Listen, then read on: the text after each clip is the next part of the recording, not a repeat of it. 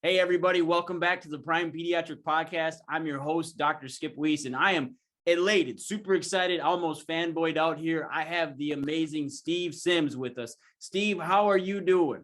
I couldn't be better. Thanks a lot for that intro. It makes me smile. Well, yeah, it's the truth, right? I have it. You are the ultimate experience master. And can you give my community a little bit of background about you? There's a lot that don't know who you are, and just let them know who you are, Steve. I'm a guy that grew up in East London as a bricklayer who ended up working on the door of a nightclub that ended up being the Mr. Fix-It and the arranger for the richest people in the planet. I've done things like sent people down to the Titanic, got them married in the Vatican by the Pope, got them a guitar lesson by ZZ Top, drum lesson by Guns N' Roses, piano lesson by Elton John. Basically, Forbes, an entrepreneur, called me the real-life Wizard of Oz. I think it's amazing. And to me, you are the real life Wizard of Oz. I've had the pleasure of working with you a little bit through my first introduction with you was through Dr. Sean Dill and Dr. Lacey Book through summer camp with Black Diamond Club. And then hearing you on None of Your Business podcasts. And so the story goes, you impacted me so much when I was at summer camp and listened to you speak back in August. And then I just had the pleasure of being at a speakeasy with you in Arizona. And that was absolutely phenomenal. And the reason why I asked you to come on is, one, you blew me away because you are an ultimate connector, and you serve at a level that there is absolutely no BS. Now, in this program that I do, these docs are all out trying to create massive impacts in their community. But Steve, you seem to be the guy that impacts everyone. How do you do it? What is the difference between selling a service versus selling an experience?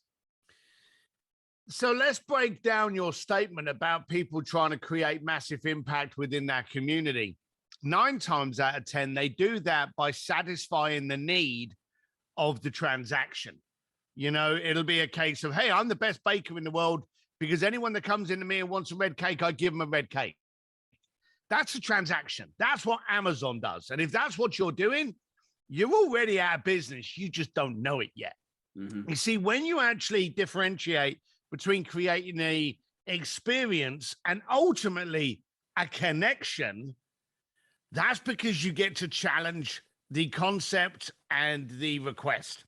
And what I mean by that is, if you've got, let's go back to the baker. I want a red cake. Okay, you sell loads of red cakes. You're just doing a transaction. There's no connection. There's no relationship. You are just doing what the person asked. But let's say, if I'm saying you go into that baker and you go, hey, I want a red cake. And the baker turns around and goes, red's a great color. But why? And it's just going to stop you in your tracks. You're going to go, because I want a red cake. Yeah, no, I heard you, but is there a celebration behind it? Is it a birthday? Is it just you like red cakes? You know, well, it's for my dad. He likes Ferrari. Great. Let's do the red cake. But you know, Ferrari's colors are red and yellow. Why don't we put a yellow horse on the top to signify Ferrari?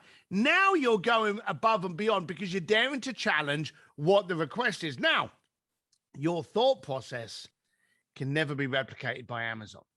You see, if you go to someone and you go, oh, I got this pain. Have you really? And actually, let's break it down into the medical profession. We know that most of the people that have a pain somewhere in their body, that's not where the problem is. The problem's somewhere else.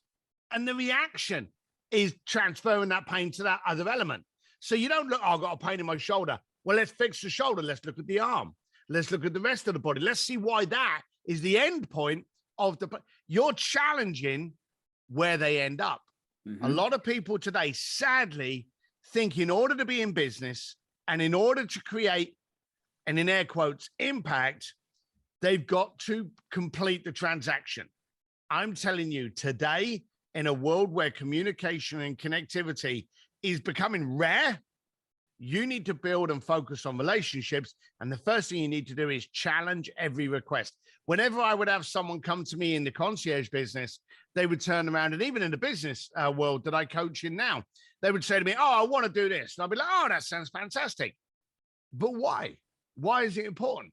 It's like the classic business owner that goes, hey, I want 20 million views. And me and you did this exercise at the speakeasy. Mm-hmm. Now I want 20 million people on my social.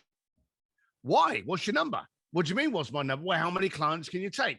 20. Great. So if 20 clients walked into your door tomorrow at 10 o'clock, you'd be happy? Oh, God, no, I couldn't look after them.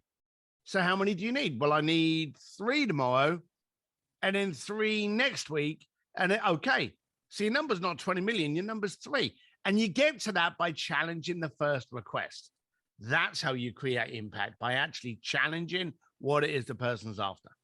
Yeah, I get that. And that is huge because you have to basically disrupt the paradigm, right? You have to disrupt the neurology. You have to create a massive set. It's something that makes you different, that disrupts it. You talk about creative disruption. You talk about being a creative disruptor, which clearly you are because you stand out and you're freaking amazing. But it's the same thing in chiropractic. And when we're dealing in this, you got in my world here with the pediatric podcast here, my audience, you guys know that we talk about disrupting the neurological paradigm in the body.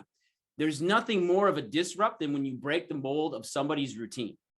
And when you're being routine in medicine, when you're being routine in healthcare, people just come to expect the same old shit.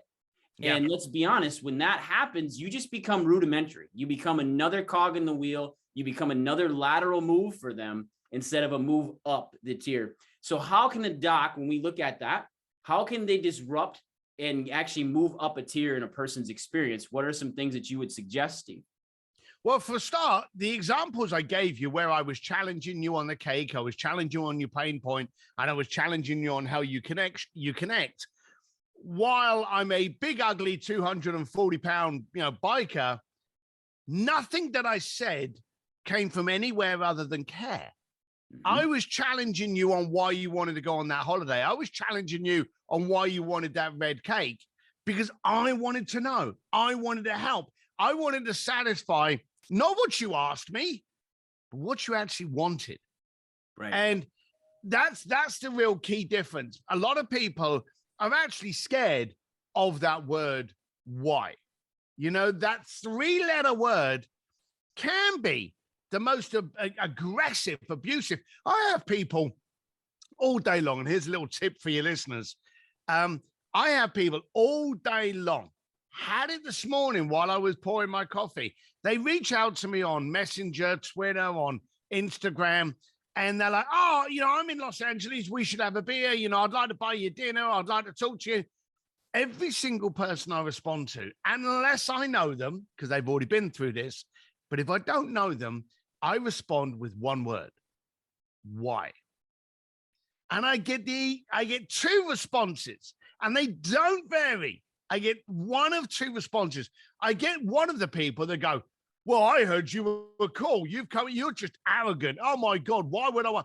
And they go off on it because I've challenged them. Why? I can afford my own beer. I can afford my own dinner. I want to know why you want to meet me. Yeah. And then I'll have the other side of the people going, well, actually, great question. I'm doing this business, or I'm working on this model, or I'm trying to get this scaled. And I felt that your advice would be, imperative to that success. All right, great. Now I have a reason. And we need to move with reason. In your industry, as you've just described so eloquently, you can't afford to be vanilla. Mm-mm. You can't afford to look like the guy that's got the same practice down the road. You need to identify, why are you different to them? Why is your practice the one I need to go back to? Why is it that I moved 20 miles away from my original home when I moved into LA, but I still drive that 20 miles to go to that dentist? Because for me, my dentist is over there. Mm-hmm. I can't even see another dentist in my neck of the woods, because that's where my dentist is. And I go for the best because I have standards. Because she's created a environment and a connection. She's a bit direct, and I'll be polite in case she's listening to this podcast. She can be very direct sometimes with me, but it comes with such care. Are you doing this? Are you looking after you? Are you doing this? When was the last time you had to? And I'm like I'm being interrogated sometimes, but it's always with care. And so if you want to do this, you've got to start caring. Now, let's play a little game. Think about Amazon for a second. And you've already said it. We're in a transactional order-taking community. You go up to McDonald's, even drive through Starbucks. I want a coffee. I want a sandwich. There you go. Have a good day. Well, I have a good day. That's nice. That's cordial. But you've just given me what I've asked for. Okay.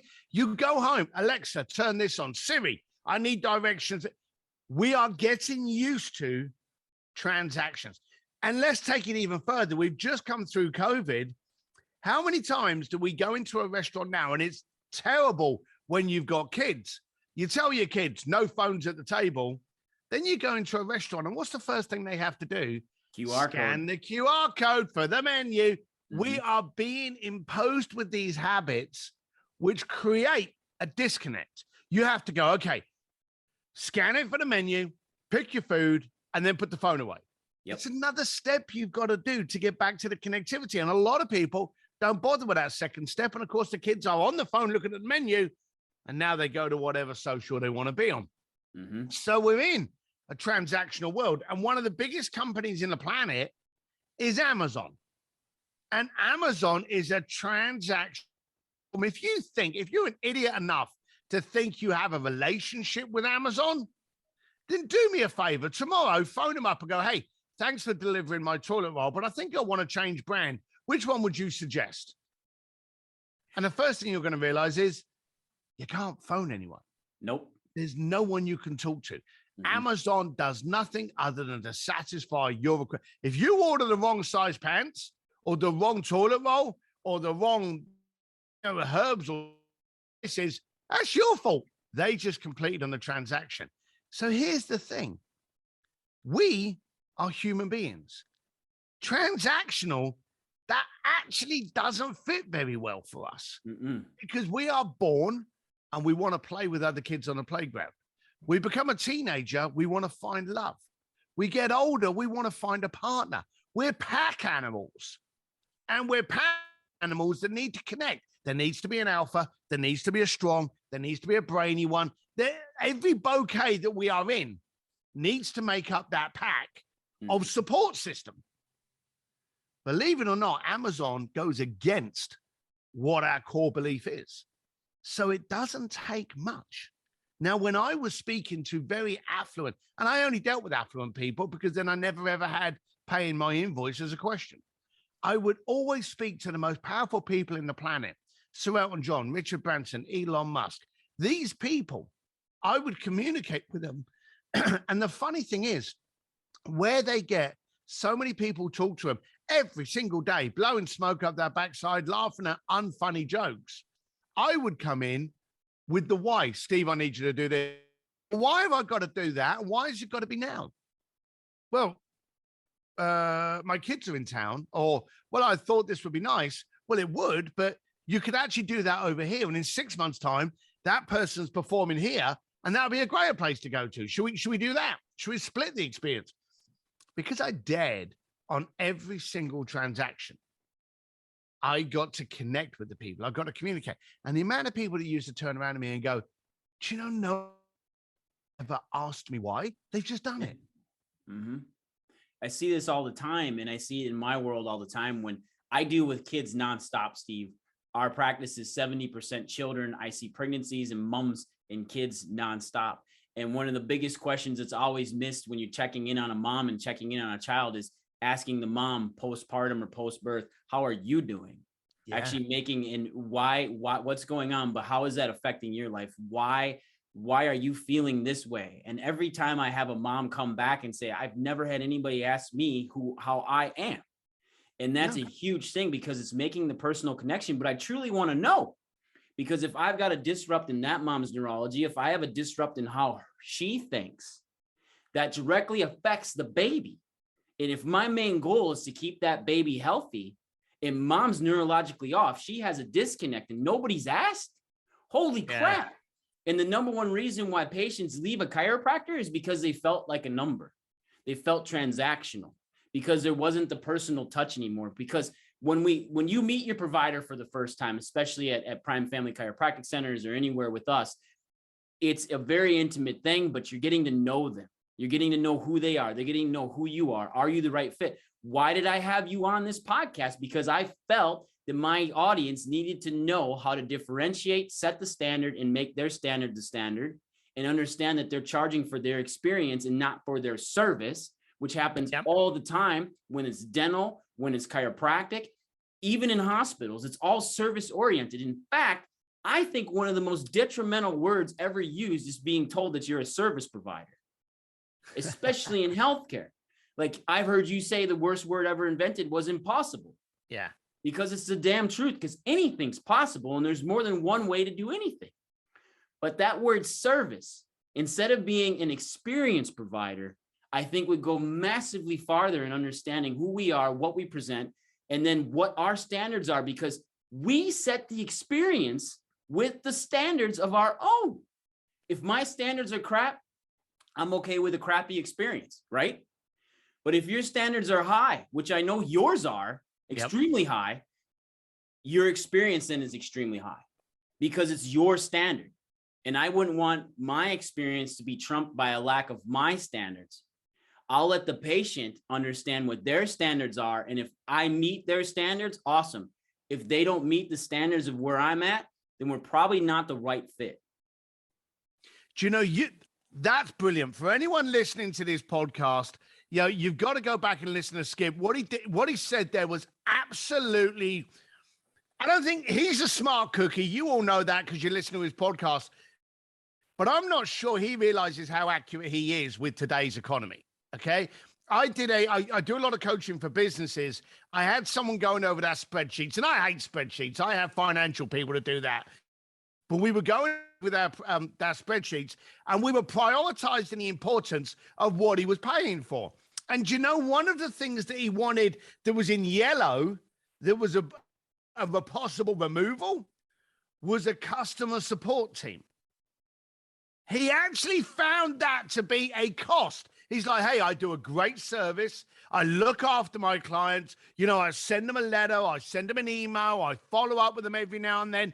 But having a customer support team to answer any questions, quips, or concerns, I don't really think that's necessary in today. You are judged by your customer support and your connectivity. Yes, you are. You're not judged by your work. You know, two people will do the exact same work, but you will be judged on the relationship and the triggers and how they felt and how they experienced that process. Exactly. Customer service is what people will look on you as to first address. Where are your standards? And if I have a problem, I want to know that I can phone someone up and they're going to answer it. Exactly. And it's that, I look at it as, that experience of what you experience good customer service as being.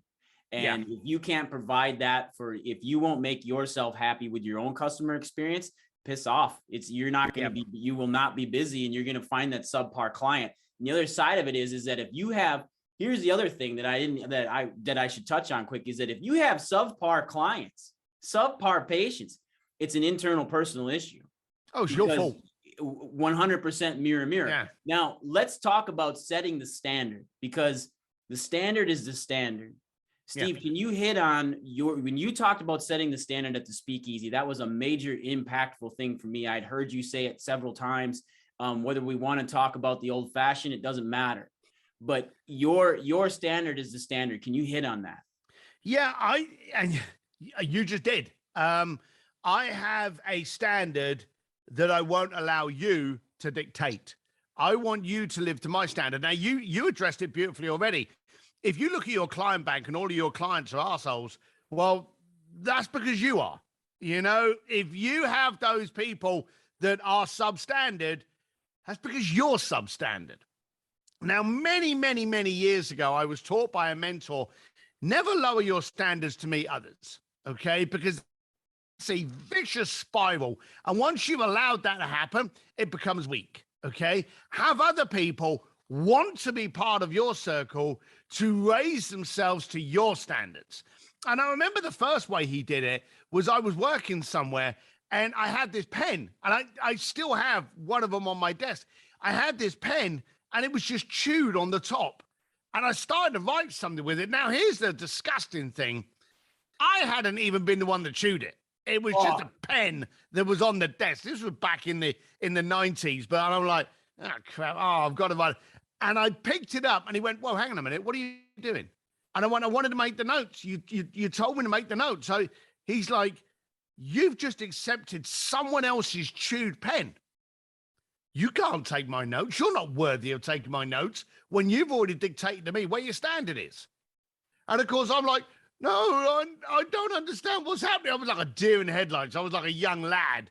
And he's just drilling me. And he's like, look, how you act and how you set your standards are how I'm going to communicate. If I know that you will accept somebody else's chewed pen, then that's the standard you're going to be at. I'm going to feed your horse shit because you'll never meet mine. So straight away from then, I was like, I need a new pen. And then I did a contract, and it was a really good contract. And I worked for a short time with a life insurance company. It was a beautiful contract, one of my big commission deals. At the time, I thought I was a billionaire with this deal. And he said to me, so how are you going to sign off on that contract? And I by that time, I only ever had new pens. And I got out this Bic, and he went, okay, that's the best contract you've ever written. I went, yeah. He said, that's the biggest commission you've ever earned. And I went, yeah. And he went, and that's the pen you're going to sign it with? And I turned around and I went, Jeremy, may I borrow your pen, please? And I borrowed his pen, and do you know, he gave me his Mont Blanc pen. He went, you're not going to borrow my pen, but it would be an honor for me to give you it. And he gave me that pen. Now, do you know the funny thing? Whenever I go back to that contract, whenever I think about that moment, I think about the pen. Can't even tell you how much money I made. I remember that pen. Now, the pen broke. I actually have a pen on my desk, a really nice pen. And whenever I'm signing contracts, paperwork stuff, I sign it with that. And it's the standard that I want to be at. Now, when I work with my clients, the first thing I do is I look at where are they letting some of the taxing edges be. And I had a client that came into LA and he wanted to have a drink with me. So I went over on the motorbike. So I never touch a drink when I'm on the motorbike. But we turned up at this bar and he said to me, he said, oh, I'm going to have a drink in your honor. And everyone knows I love old fashions. And so he went, I'm going to have a drink in your honor. And he ordered this old fashioned. And this guy put this old fashioned down in front of him. Now, anyone that knows about old fashions, it's one large block of ice, one brandy cherry, not cocktail cherry, and a slither of orange peel, not a orange wedge. So this thing turns up with more ice in it than a Jamba Juice. It's got so much bloody orange in it, it looks like a fruit bowl, and it's just disgusting. And he gets this drink and he looks at it and he lifts it up to drink it, and he took a sip, and I said to him, well, he went, I said, so okay. Now what? I said, your next steps dictate who you are. And he turned around, he said, well, I don't want to be nasty. I said, no, you don't have to be nasty. When you have your standards and when you care about something, truly care about something, it can't be taken wrong. So I said, look, are you going to drink that drink? And he went, no, because it's not right. I said, then explain it to the barman. And he turned around and said, excuse me, I apologize, but I don't know who made the old fashioned, but this isn't really right. And he just said, you know, it's a new bartender. He doesn't know how. I'll do you one. And he took it away and he came back and I went, well, and he went, this is a good old fashioned. And the thing is, there was no money in that. It wasn't like you were doing your standards so you could close a $10 million deal. Yeah. How you walk, the shoes you wear, the socks on your feet, how you introduce yourself to another person, how you write an email. Those are all your standards. They dictate the person you are. It's not a case of, well, my standards are only a Ferrari, only a Rolls Royce. No, your standards are you as a core.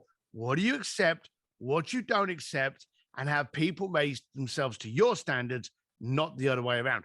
And back to those shitty clients, when you suddenly find that you've got those standards, people can see it.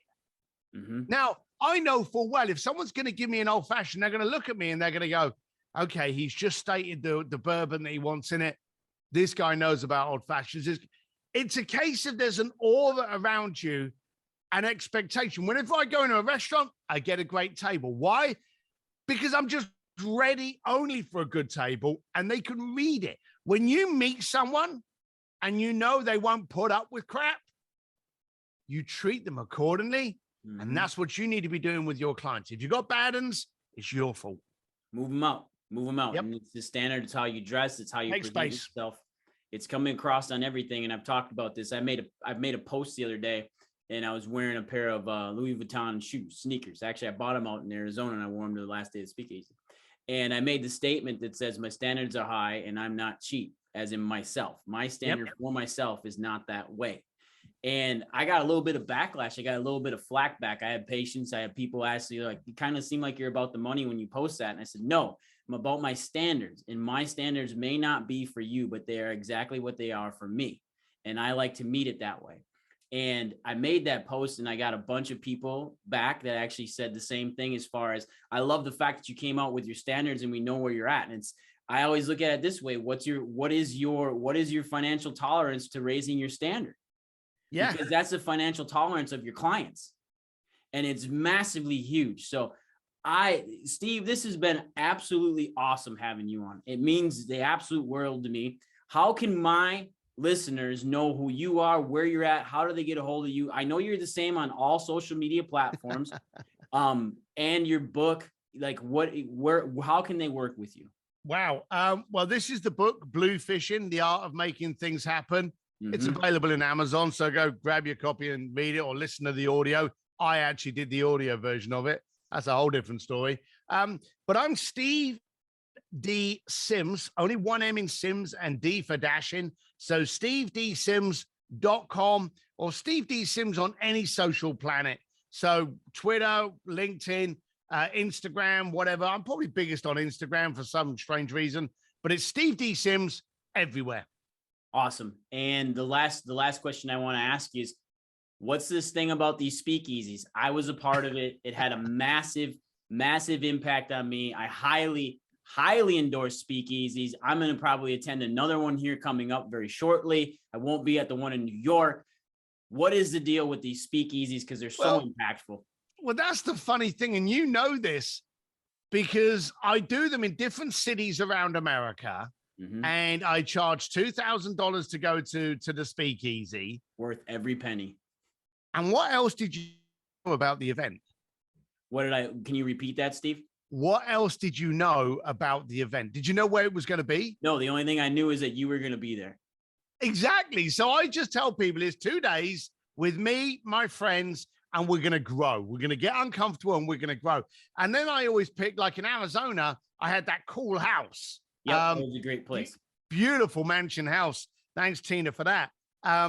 In New York, I've got a really cool location. San Diego, I've had really cool locations.